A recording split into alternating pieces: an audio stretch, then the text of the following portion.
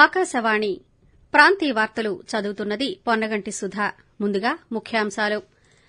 దేవాలయాల పవిత్రతను కాపాడేందుకు అత్యంత ప్రాధాన్యం ఇస్తున్నామని ముఖ్యమంత్రి నారా చంద్రబాబు నాయుడు పేర్కొన్నారు. రాబోయే దీపావళి నుంచి 3 ఉచిత సిలిండర్లు పంపిణీ కార్యక్రమం చేపడుతున్నామని శాసనసభాపతి చింతకాయల అయ్యన్నపాత్రుడు వెల్లడించారు. ఆంధ్రప్రదేశ్ అభివృద్ది కోసం భారత పరిశ్రమల సమాఖ్యతో కలిసి రాష్ట ప్రభుత్వం పనిచేస్తోందని ఐటీ శాఖ మంత్రి నారా లోకేష్ స్పష్టం చేశారు. మహాకవి గురజాడ వెంకట అప్పారావు 162వ జయంతి వేడుకలు ఈ రోజు విజయనగరంలో ఘనంగా నిర్వహించారు. ఇండియా ఏఐ మిషన్ రూపకల్పనకు భారత ప్రభుత్వం 10,372 కోట్ల రూపాయలు కేటాయించిందని కేంద్ర ఎలక్టానిక్స్ ఐటీ మంత్రిత్వ శాఖ కార్యదర్శి ఎస్ కృష్ణన్ తెలియజేశారు. ఇక వార్తల వివరాలు. దేవాలయాల పవిత్రతను కాపాడేందుకు అత్యంత ప్రాధాన్యం ఇస్తున్నామని ముఖ్యమంత్రి నారా చంద్రబాబు నాయుడు తెలిపారు. ఈ రోజు మంగళగిరిలోని తెలుగుదేశం పార్టీ కేంద్ర కార్యాలయంలో సందర్శకుల నుంచి ఆయన వినతులు స్వీకరించారు. ఈ సందర్భంగా పాత్రికేయులతో మాట్లాడుతూ రాష్టంలో ఎన్డీఏ కూటమి ప్రభుత్వం ఏర్పడిన వెంటనే తిరుమలను ప్రక్షాళన చేయాలని అధికారులకు స్పష్టం చేశామని తెలిపారు. అన్ని దేవాలయాల్లో ప్రసాదాల నాణ్యతా పరీక్షలు, అవసరమైన సంప్రోక్షణ కార్యక్రమాలు చేపడతామని ముఖ్యమంత్రి తెలిపారు. విజయవాడతో సహా పలు ప్రాంతాల్లో వరద బాధితులకు వేగంగా సాయం అందేలా చూస్తున్నామని, మానవీయ కోణంలో సాయం అందిస్తున్నామని ముఖ్యమంత్రి వ్యాఖ్యానించారు. ఆంధ్రప్రదేశ్ అభివృద్ది కోసం భారత పరిశ్రమల సమాఖ్య సీఐఐతో కలిసి రాష్ట ప్రభుత్వం పనిచేస్తుందని ఐటీ శాఖ మంత్రి నారా లోకేష్ స్పష్టం చేశారు. వ్యవసాయ ఆధారిత ఫుడ్ ప్రాసెసింగ్ యూనిట్లకు రాష్టంలో అపార అవకాశాలు ఉన్నాయన్నారు. సులభతర వాణిజ్యంపై ప్రభుత్వం దృష్టి పెడుతుందని, ఐటీ, డేటా సెంటర్లు, ఆర్టిఫిషియల్ ఇంటెలిజెన్స్ లాంటి సాంకేతికతల కేంద్రంగా విశాఖను తీర్చిదిద్దుతామన్నారు. రానున్న 5 సంవత్సరాల్లో 20 లక్షల మందికి ఉద్యోగాలు కల్పిస్తామని మంత్రి తెలియజేస్తూ, ఇక్కడైతే ఇండస్ట్రీ డైరెక్ట్ గా గవర్నమెంట్ తో చర్చలు నిర్వహించడానికి చిన్న ఇష్యూస్ ఏమైనా ఉంటే యుద్ద ప్రాతిపదికంగా పరిష్కరించడానికి ఒక కన్సల్టేటివ్ ఫారం ఏర్పాటు చేయాలని నిర్ణయం తీసుకున్నాం. అది ఒక వారం రోజుల్లో జియో రూపంలో ఇష్యూ చేస్తానని వాళ్ళకి హామీ ఇస్తాం కూడా జరిగింది. Andhra Pradesh is ready to do business. 20 లక్షల ఉద్యోగాల కల్పనే మా లక్ష్యం. దానికి కావాల్సిన ఇన్సెంటివ్స్, ఎకో సిస్టమ్, సబ్సిడీలు మేము అందిస్తానని వాళ్ళకి హామీ ఇచ్చారు. వాళ్ళు కూడా అనుకూలంగా స్పందించారు. పెట్టుబడులు పెద్ద ఎత్తున పెట్టడానికి సిద్దంగా ఉన్నామని కూడా వాళ్ళు చెప్తాం జరిగింది. రాష్ట ప్రభుత్వం నిర్వహిస్తున్న ఇది మంచి ప్రభుత్వం కార్యక్రమంలో భాగంగా అనకాపల్లి జిల్లా గొలుగొండ మండలం ఎల్లవరం గ్రామంలో శాసనసభాపతి చింతకాయల అయ్యన్నపాత్రుడు పాల్గొని ప్రభుత్వం చేపట్టిన కార్యక్రమాలను ప్రజలకు వివరించారు. ఈ సందర్భంగా పాత్రికేయులతో మాట్లాడుతూ నూతన ప్రభుత్వం ఏర్పాటైన తర్వాత ఏ కార్యక్రమం చేపట్టాలన్నా కొంత సమయం పడుతుందని అన్నారు. రాబోయే దీపావళి నుంచి 3 ఉచిత సిలిండర్లు పంపిణీ కార్యక్రమం చేపడుతున్నామని తెలిపారు. గత ప్రభుత్వ హయాంలో పంచాయతీలకు అవసరమైన నిధులు ఇవ్వలేదని, ఉప ముఖ్యమంత్రి పవన్ కళ్యాణ్ ఆదేశాల మేరకు ప్రతి పంచాయతీకి నిధులు మంజూరు చేశారని తెలియజేశారు. ప్రభుత్వం ఏర్పడిన ఈ 100 రోజుల్లో ఎల్లవరం గ్రామానికి 2.81 కోట్ల రూపాయల నిధులు మంజూరు చేశామని అన్నారు. రానున్న 5 సంవత్సరాల్లో నియోజకవర్గాన్ని పూర్తిస్థాయిలో అభివృద్ది చేస్తామని అయ్యన్నపాత్రుడు తెలిపారు. మహాకవి గురజాడ వెంకట అప్పారావు 162వ జయంతి వేడుకలు ఈ రోజు విజయనగరంలో ఘనంగా నిర్వహించారు. తొలుత గురజాడ స్వగృహం వద్ద జరిగిన కార్యక్రమంలో గురజాడ చిత్రపటం వద్ద రాష్ట సూక్ష్మ, చిన్న, మధ్యతరహా పరిశ్రమల శాఖ మంత్రి కొండపల్లి శ్రీనివాస్ జ్యోతి వెలిగించి నివాళులర్పించారు. అనంతరం మంత్రి శ్రీనివాస్తో పాటు విజయనగరం శాసనసభ్యురాలు Aditi Gajapathiraju, MLC P Suresh Babu, collector BR Ambedkar, సంయుక్త కలెక్టర్ ఎస్ సేతుమాధవన్, గురజాడ కుటుంబ సభ్యులు, సాహితీ సంస్థల ప్రముఖులు, కళాకారులు, జిల్లా అధికారులు పాల్గొని గురజాడ విగ్రహానికి పూలమాలలు వేసి నివాళులర్పించారు. అనంతరం కలెక్టరేట్ ఆడిటోరియంలో జరిగిన జయంతి ఉత్సవాల్లో పాల్గొన్న మంత్రి కొండపల్లి మాట్లాడుతూ మహాకవి గురజాడ వెంకట అప్పారావు జీవితాన్ని పాఠ్యాంశంగా చేర్చి ఆయన గొప్పదనాన్ని నేటి తరానికి తెలియజేయాలని కోరారు. గొప్ప సామాజిక స్పృహతో రచనలు చేసిన గురజాడ పేరుతో స్ఫూర్తి అవార్డును ఏర్పాటు చేయాలని సూచించారు.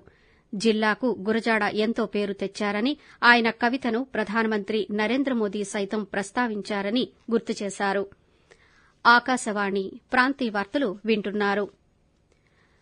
రానున్న 3 సంవత్సరాల్లో భారతదేశాన్ని కృత్రిమ మేధస్సుకు ఒక ముఖ్య కేంద్రంగా నిలిపేందుకు కృషి చేస్తున్నామని భారత ప్రభుత్వ ఎలక్టానిక్స్ ఐటీ శాఖ కార్యదర్శి ఎస్ కృష్ణన్ తెలిపారు.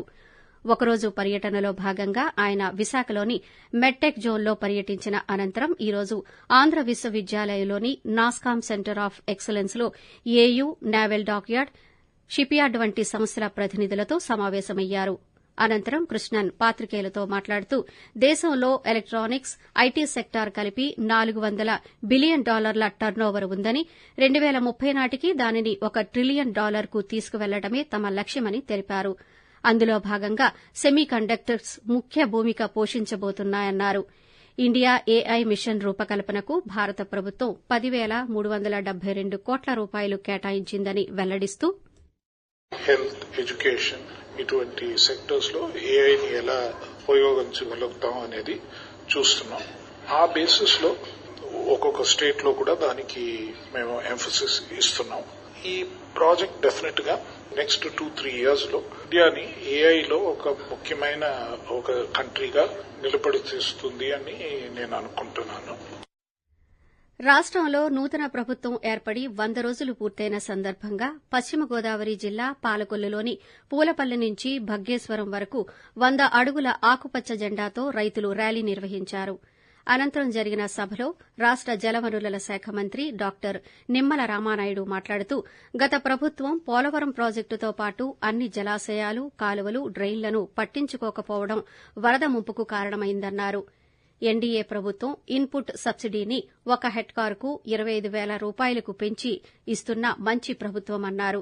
గత ప్రభుత్వం రైతులకు చెల్లించాల్సిన $1,640 కోట్ల ధాన్యం బకాయిలను కూటమి ప్రభుత్వం చెల్లించిందన్నారు. తీర ప్రాంతాలను పరిశుభ్రంగా ఉంచుకోవాల్సిన బాధ్యత మన అందరిపై ఉందని ఇన్కాయిస్ శాస్త్రవేత్త చంద్రశేఖర్ అన్నారు. అంతర్జాతీయ తీర ప్రాంత పరిశుభ్రత దినోత్సవాన్ని పురస్కరించుకుని ఈ రోజు ప్రకాశం జిల్లా కొత్తపట్నం తీర ప్రాంతంలో ఇన్కాయిస్, మత్స్యశాఖ, ఎన్సీసీ, ఎన్ఎస్ఎస్, మెరైన్ పోలీస్, మత్స్యకారులు, పలు స్వచ్చంద సంస్థల ప్రతినిధులు తీర ప్రాంతాన్ని శుభ్రం చేసే కార్యక్రమం నిర్వహించారు. ఈ సందర్భంగా చంద్రశేఖర్ మాట్లాడుతూ ఇన్కాయిస్ ద్వారా మత్స్యకారులకు ఎంతో విలువైన సమాచారం అందజేస్తున్నామన్నారు. తీర ప్రాంతాలను పరిశుభ్రంగా ఉంచుకోవాల్సిన అవసరం ఉందన్నారు. ఎన్సీసీ అధికారి పీతాంబర్ శ్రేష్ఠ్ మాట్లాడుతూ నీటిని పరిశుభ్రంగా ఉంచుకోవాలన్నారు. మనకు వచ్చే ఎన్నో రోగాలకు కలుషిత నీరే కారణమని, అందుకే తీర ప్రాంతంలో స్వచ్ఛ భారత్ కార్యక్రమం నిర్వహిస్తున్నామన్నారు. ప్రపంచ పర్యాటక దినోత్సవాన్ని సెప్టెంబర్ 27వ తేదీన ఘనంగా నిర్వహించాలని పార్వతీపురం మన్యం జిల్లా కలెక్టర్ ఏ శ్యాంప్రసాద్ అన్నారు. ప్రపంచ పర్యాటక దినోత్సవ నిర్వహణపై ఈ రోజు జిల్లా కలెక్టర్ కార్యాలయంలో సంబంధిత అధికారులతో సమీక్షించారు. పర్యావరణ హితంగా పర్యాటక, సాంస్కృతిక సంప్రదాయాలు ఉట్టిపడేలా వేడుకలు ఉండాలని, సవర కళాఖండాలు ఏర్పాటు చేయాలని ఆయన సూచించారు. ఫుడ్ ఫెస్టివల్ నిర్వహించి అందులో నాణ్యమైన ఆహారం అందించాలన్నారు. ఆడాలి వ్యూ పాయింట్ను ఉదయం 10 గంటలకు ప్రారంభించడం జరుగుతుందని, మధ్యాహ్నం 3 గంటలకు ఎన్టీఆర్ అడ్వెంచర్ పార్కులో ప్రపంచ పర్యాటక ఉత్సవాలు నిర్వహించడం జరుగుతుందని, సభతో పాటు వివిధ స్టాళ్లను ఏర్పాటు చేయాలని కలెక్టర్ ఈ సందర్భంగా సూచించారు. అంబేద్కర్ కోనసీమ జిల్లా సరిహద్దు యానాం పరిసర ప్రాంతాల్లోని దర్యాలతిప్ప వద్ద ఓఎన్జీసీ గ్యాస్ పైప్లైన్ లీక్ అయిందంటూ సామాజిక మాధ్యమాల్లో విస్తృతంగా ప్రచారమవుతున్న వీడియో జూలై నెలలో తీసిందని ఓఎన్జీసీ అధికారులు తెలియజేశారని అమలాపురం రెవెన్యూ డివిజనల్ అధికారి జి కేశవవర్ధన్ రెడ్డి ఈ మేరకు ఒక ప్రకటన విడుదల చేశారు. ఈ సంవత్సరం జూలై 29వ తేదీన దర్యాలతిప్ప వద్ద గ్యాస్ పైప్లైన్ లీక్ అవ్వడం ఓఎన్జీసీ అధికారులు గుర్తించారని, సంబంధిత పైప్ను డీప్రెజరైజ్ చేసి ఐసోలేట్ చేశారని, ప్రస్తుతం ఆ పైప్లైన్ ద్వారా ఎటువంటి గ్యాస్ లీక్ అవడం లేదని ఆర్డీఓ స్పష్టం చేశారు. ఆకాశవాణి ప్రాంతీయ వార్తలు ముగించే ముందు ముఖ్యాంశాలు మరోసారి. దేవాలయాల పవిత్రతను కాపాడేందుకు అత్యంత ప్రాధాన్యం ఇస్తున్నామని ముఖ్యమంత్రి నారా చంద్రబాబు నాయుడు పేర్కొన్నారు. రాబోయే దీపావళి నుంచి 3 ఉచిత సిలిండర్లు పంపిణీ కార్యక్రమం చేపడుతున్నామని శాసనసభాపతి చింతకాయల అయ్యన్న పాత్రుడు వెల్లడించారు. ఆంధ్రప్రదేశ్ అభివృద్ది కోసం భారత పరిశ్రమల సమాఖ్యతో కలిసి రాష్ట ప్రభుత్వం పనిచేస్తుందని ఐటీ శాఖ మంత్రి నారా లోకేష్ స్పష్టం చేశారు. ఆకాశవాణి ప్రాంతీయ వార్తలు ఇంతటితో సమాప్తం.